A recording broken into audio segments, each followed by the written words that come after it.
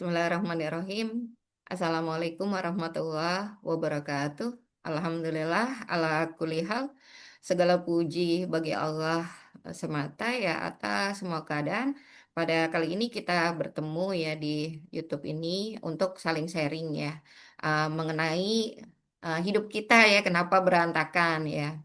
Jadi kadang kita, merenung ya, kenapa kok hidup saya tuh berantakan banget ya, padahal rajin sholat ya, nambah juga gitu puasa atau, nambah juga ya sunah-sunah, tapi tetap aja ya berantakan. Ini kenapa? Nah, kita akan bahas ya dalam waktu yang singkat, tapi mudah-mudahan bisa untuk perenungan ya pertemuan kali ini. Jadi ada obatnya, ada rumusnya memang. Ketika kita sholatnya berkualitas, itu hidupnya akan terarah. Karena nih ya 5 menit ya sama Allah Subhanahu wa taala ya, kemudian kita melakukannya komunikasi ya, bertemu dengan, leader, kita itu 5 menit ya dan, selama 1 hari itu 5 kali, ini Allah ini yang akan mengatur 24 jam, hidup kita, walaupun dalam kondisi kita tidur gitu. Oleh karenanya, kita coba ya bersama-sama ya membahasnya ya mudah-mudahan ini bisa memperbaiki ya, kondisi keadaan kita. Kita perbaiki bareng-bareng ya, termasuk juga, saya. Jujur-jujuran ya, pernah nggak nih ngerasa hidup begini, kayak nggak punya tujuan, padahal kita udah milih ya kampus kita sudah milih nih ya, jurusan kita, kuliah ini gitu, tapi kemudian kok rasanya padahal udah dipilih ya sejak kita masuk ya ke fakultas ini. Tapi ternyata kok rasanya nggak ada tujuan ya saya kayaknya nih hidup ya, jalan di tempat terus gini ya, ya. Atau pernah nggak ngerasain juga ketika sholat, kita sholat itu pikiran kita macem-macem, macem-macemnya badan disajadah iya gitu ya, tapi hati lagi mikirin chat yang barusan ya, atau mikirin juga ya barusan dijulitin sama temen gitu ya, atau mikirin juga nugas yang belum kelar gitu. Nah, eee jujur juga nih, habis sholat ya, 5 menit kemudian itu kok bisa ya gitu, maksiat lagi padahal takbiratul ihram itu masih juga, terasa kita masih pakai mukena ya, tapi ternyata begitu kita ambil HP, kita buka kontennya yang nggak baik-baik. Nah ini dia, kalau kita masih ya, kondisinya seperti ini berarti sholat kita yang belum nyampai. Nah ini, ya kenapa nih ya hidupnya sering oleng-oleng gitu ya. Yang pertama adalah sholatnya asal gugur kewajiban. Jadi takbir, ruku, sujud gitu, tapi hati kita itu ada di, ya, keranjang keranjang marketplace ya. Badan kita gerak ya, waktu sholat tetapi hati kita kosong. Nah, terkadang kita juga, jujur nih ya, ada panggilan Allah gitu, katanya tadi ya, kita ingin memperbaiki atau kemudian kita ingin ya menggantungkannya kepada Allah, tapi begitu Allah panggil, kita tunda-tunda, nanti aja deh gitu ya. Berarti kan kita masih juga gitu ya, bukan nungguin Allah Subhanahu wa taala ya, tetapi nungguin yang lainnya gitu. Nah, yang kedua, sholatnya buru-buru. Ya kayak dikejar debt collector ya, ibaratnya Allah aja gitu nggak kita bela-belain ya untuk ditungguin itu. Sehingga ketika ruku, sujud itu kilat banget nggak tumaninah gitu, karena kita nungguin yang lainnya. Atau, eee, seringkali kita sholat tapi nggak paham gitu artinya. Eee, contoh ya, kalau kita baca, iyyaka na'budu wa iyyaka nasta'in ya, hanya kepada Engkau semuanya ya, hanya kepada Engkau ya, saya beribadah, saya menyembah itu, saya menyerahkan diri. Tapi ketika nggak tahu ya artinya, nggak paham artinya, ya gimana mau nyambung ya kalau bahasanya aja nggak kita mengerti. Jadi, itu kadang sholatnya nggak paham itu apa yang kita, komunikasikan kepada Allah ya saat sholat ya. Nah ketika sholat buruk itu seperti GPS ini rusak, eee, jadi mau kemana jalannya kita malah disasar-sasarin ya, kan rusak. Kalau nggak, disesarin, ya kita berhenti di situ dan kemudian nggak tahu arah mau kemana gitu. Nah, ini dalil kuncinya. Jadi sebetulnya Allah sudah kasih nih, rumusnya di dalam surat Al-Ankabut ayat 45. Bismillahirrahmanirrahim. Innas sholata tanha 'anil fahsya'i wal munkar. Sungguh salat itu mencegah perbuatan keji dan mungkar. Jadi, kalau salat kita nggak bisa mencegah maksiat kita, salat jalan, maksiat juga jalan itu. Berarti ada yang salah dengan salatnya. Jadi bukan dalilnya yang kita salahin ya, tapi salatnya berarti yang salah ini. Ada yang salah dari salat kita. Kalau kita sholat, tapi maksiatnya itu nggak berhenti, bahkan nambah terus itu ya maksiatnya. Ada yang salah dengan salatnya. Pasti itu. Di dalam hadis disebutkan begini.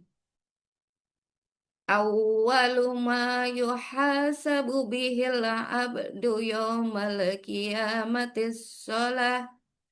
Fa in salahat salahalahu sairu amali wa in fasadat fasada sairu amali. Perkara yang pertama kali dihisap dari seseorang hamba pada hari kiamat itu adalah sholatnya. Apabila sholatnya baik, maka seluruh amalnya pun baik. Apabila sholatnya buruk, maka seluruh amalnya pun buruk.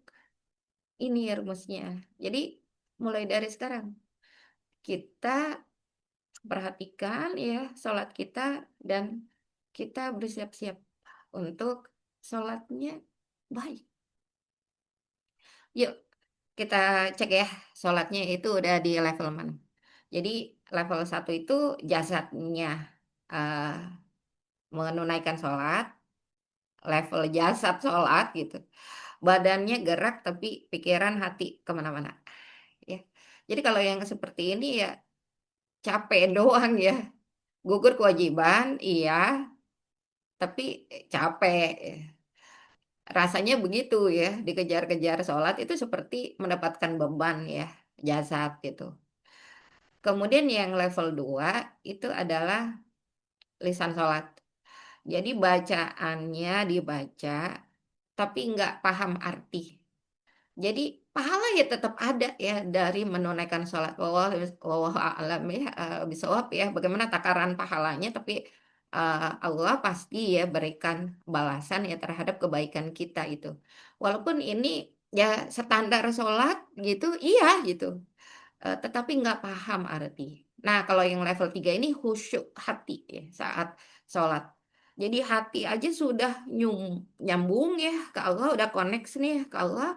Kemudian ketika kita baca, kita baca Al-Fatihah aja gitu ya. Hati kita karena lembut gitu, kita menangis gitu. Nah, kemudian ketika kita baca surat gitu ya, pilihan gitu, kita menangis juga. Artinya, udah nyambung nih sama Allah ini. Nah, target kita itu nanti ya setelah kegiatan ya bersama, insya Allah nanti kan kita ada pertemuan ya, kegiatan pertemuan bersama, kita targetkan ya pertemuan kita ini bisa mencapaikan kita di level 3, insya Allah. Nah, bagaimana biar sholatmu itu kayak cepat, kuat ya. Dari saat wudhu aja, niat wudhu, bisa jahar gitu ya, bisa berniat gitu, dalam hati gitu. Nah, sekaligus juga kita meniatkan, mengazamkan, ya Allah, cucikan dosa mataku, ya Allah, cucikan tanganku gitu. Ya, jadi dicuci semuanya gitu. Dan hati itu. Cuci ya Allah, Masya Allah. Kemudian berikutnya adalah paham.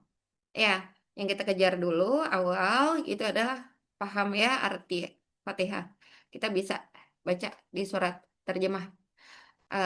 Sekali waktu ya kita buka Al-Quran dan baca terjemah Al-Fatihah ini. Sehingga ketika kita mulai nih mau bersiap sholat, kita masih ingat dengan uh, artinya. Alhamdulillah kan kita sekolah dari SD TK ya sudah belajar arti dari Al-Fatihah ini. Sehingga tinggal mereview aja sebentar gitu ya. Dan kemudian kita tunjukkan ya kepada Allah gitu, kita paham. Jadi kita memahami betul ya arti dari Al-Fatihah ini seperti kita minta GPS-nya itu datang dari Allah yang nggak rusak-rusak gitu. Ya, tunjukilah kami jalan yang lurus ya Allah, ihdinas shiratal mustaqim gitu ya. Itu seperti kondisi yang em, GPS-nya datang dari Allah dan tidak rusak gitu. Nah, saat sujud itu, sujud ini adalah waktu yang paling dekat ya sama Allah. Jadi kalau kita lagi curhatan itu, kita pasti carinya adalah sahabat yang terdekat. Nah, sujud itu adalah paling dekat sama Allah. Jadi ketika baca doa sujud itu sekaligus pasrahkan semua urusan gitu ya dalam sujud ini kepada Allah ya. Tentunya kita tidak akan berpindah gitu ya kepada lintasan pikiran yang lain karena kita sedang ya melakukan kegiatan yang sampai pasrah saat sujud itu. Kemudian sholatnya tumak ninah. Jadi jangan kayak ayam matok-matok gitu. Nikmati ya setiap detiknya. Nikmati ya gerakan sholatnya dan nikmati ya doa-doa bacaan sholat. Nah setelah sholat jangan langsung cabut ini. Karena adalah sisi konsultasi gratis ya sama Allah. Kalau ditambah lagi dengan sholat sunnah, ya misalnya ada yang nambah dengan ba'diyah, berarti kita ketemu lagi ya dengan Allah ya, sekaligus juga ada sesi konsultasi yang gratis ini sama Allah ya. Doa kita, harapan kita ya disampaikan kepada Allah. Ini adalah waktu di mana kita sudah terkoneksi ya dengan Allah. Nah, termasuk adalah kalau kita ingin ya menceritakan bagaimana hidup kita yang oleng-oleng, ya di sini tempatnya. Nah, insya Allah kalau sholat kita benar nih ya, ini yang nanti yang akan kejadian. Kita nggak enakan gitu jika maksiat. Jadi misal nih ya, kalau remaja kan ya kadang eh, kondisi longgarnya itu kan di saat malam ya. Udah selesai nugas, sudah selesai kuliah gitu ya. Terus kemudian rebahan nih ya. Ah, ternyata terlintas nih mau ngechat malam ke siapa nih ya, seseorang ya. Tapi kalau kita sudah bagus ya sholatnya gitu, ya seseorang ini misalnya nih yang bukan muhrimnya gitu, ya kita mau curhat nggak jadi. Itu gak enakan jika akan maksiat itu. Kalau sholatnya udah mulai di level benar gitu. Yang kedua, rezeki itu datang dari arah yang gak disangka-sangka. Karena ketika kamu ya ngejagain hak Allah gitu, Allah juga jagain itu rezeki kita ya. Apalagi kemudian tadi ada di sesi di mana kita banyak ya istighfar ya atas salah kita gitu ya. Ngaku ya kalau kita itu pernah ngelakuin eh, dosa ya ke Allah Subhanahu wa taala itu disertai dengan istighfar. Maka kan rumusnya man lazimal istighfaro ja'alallahu min kulli dzikin mahroja wa min kulli hammin faroja wa razaqahu min haitsu la yahtasib. Jadi Allah itu akan berikan gitu rezeki dari arah yang tidak diketahui. Hitungan matematikanya kita nggak dapet ya eh, duit atau cuan gitu ya dari kerja kita. Tapi tiba-tiba itu Allah berikan rezeki dari kiriman orang itu. Ya, Allah jagain. Allah jagain rezeki kita. Kemudian yang ketiga nih, apa yang kemudian kita rasakan ya setelah sholatnya benar nih.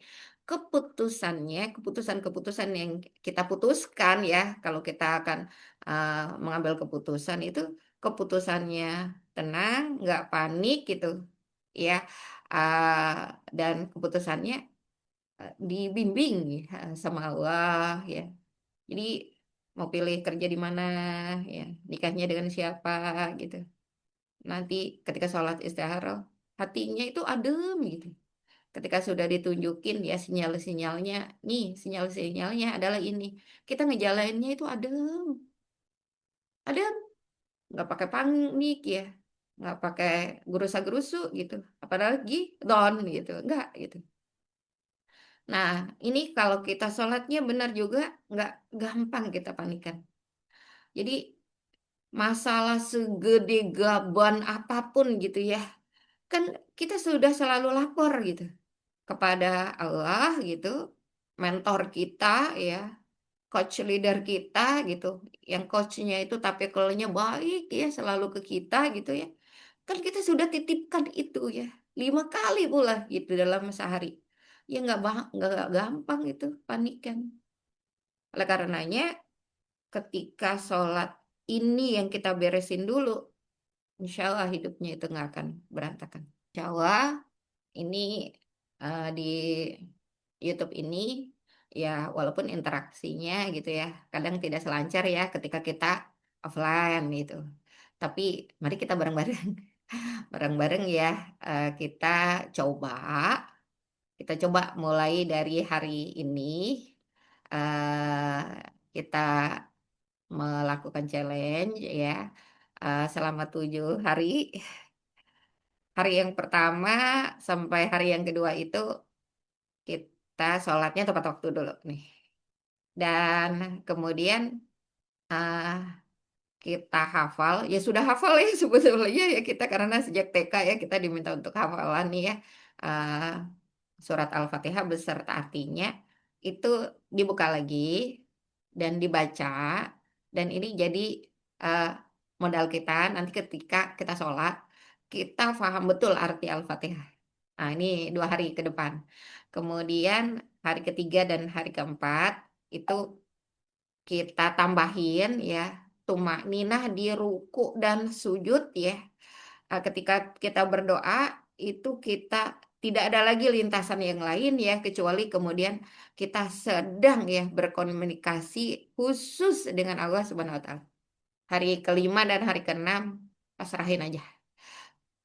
Semua urusan-urusan itu kepada Allah, dan di sujud yang terakhir yaitu dilamain, nikmatin ya detik, ketika sujud bersama dengan doanya dan kemudian pasrah aja. Secara, fisik itu kita sedang bersujud dan itu adalah secara makna gitu, adalah tempat, waktu yang terdekat ya bersama dengan Allah. Jadi pasrahin aja itu, semua itu ke Allah. Nah hari yang ketujuh itu kita cek. Kan tadi, ini kita mau cek and recheck diri ya, apakah benar gitu, setelah kita memperbaiki sholat itu, hidup kita beda, jadi lebih baik ya. Insyaallah itu. Lebih baik ya, karena Allah sudah jaminkan ya di dalam Al-Qur'an, ya, "Innas sholata tanha 'anil fahsya wal munkar." Ya, adik-adik, hidup ini capek ya sebetulnya kalau kita jalan sendiri. Eee, tapi kalau kita lapor ya semua-semuanya ke, mentor kita, mentornya baik ya, respon cepet ya, kan, itu jadi adem ya kita. Ini mentornya itu adalah Allah yang bisa mengatur hidup kita itu dan hidup yang lainnya itu dalam 24 jam gitu. Maka Allah ini yang pegang setir hidup kita. Ya, ibaratnya kamu tinggal duduk manis, gas rem aja ya dengan beraktivitas itu. Nanti, yang muterin setirnya itu supaya, nggak sampai nabrak-nabrak, kita ikhtiar gitu ya, tapi nanti Allah gitu semua, yang nggak bikin kita nabrak. Itu ibaratnya begitu. Jadi, Allah yang pegang setirnya. kita. Nah, pastinya kan kondisi ini ya terarah, pastinya itu. Apalagi, kalau kita sudah berazamnya sejak bangun tidur, ya nanti kita, hafalin ya doa ya sebelum bangun tidur ya, supaya kemudian memang sholatnya kita dijaga oleh Allah, kan dijaminkan oleh Allah ketika, baca baca, doa ini, ya doanya ini La ilaha illallah wahdahu la syarikalah lahul mulku wa lahul hamdu wa huwa ala kulli syai'in qadir. Subhanallah walhamdulillah wa la ilaha illallah wallahu akbar wa la haula wa la quwwata illa billah. Ini bangun tidur, itu baca itu. Nah, sholatnya, akan diterima sama Allah gitu. Ah, kita akan berusaha bareng-bareng, insya Allah ya, sehingga nanti hidup kita insya Allah terarah. Jadi, salatmu mau berkualitas, salatmu berkualitas, akan kamu perbaiki, hidupmu pasti nggak asal-asalan. Demikian saja ya pertemuan kita kali ini. Insya Allah pertemuan yang seperti ini, walaupun di YouTube ya, nggak bisa interaksi langsung, tetapi saya yakin pastilah gitu ada manfaatnya. Jadi apa yang baik-baik yang kita usahakan itu pasti ada kebaikan ya buat diri kita sendiri ya, maupun orang lain itu pasti ada. Jadi niatan aja ya kita ketemu di YouTube ini ya dalam rangka berbuat baik itu aja. Insya Allah nanti ada manfaatnya. Saya akhiri ya, kita bersama-sama ya memperbaiki sholat kita ya. Mudah-mudahan Allah bantu ya kita karena kita istiqomah. Wassalamualaikum warahmatullahi wabarakatuh.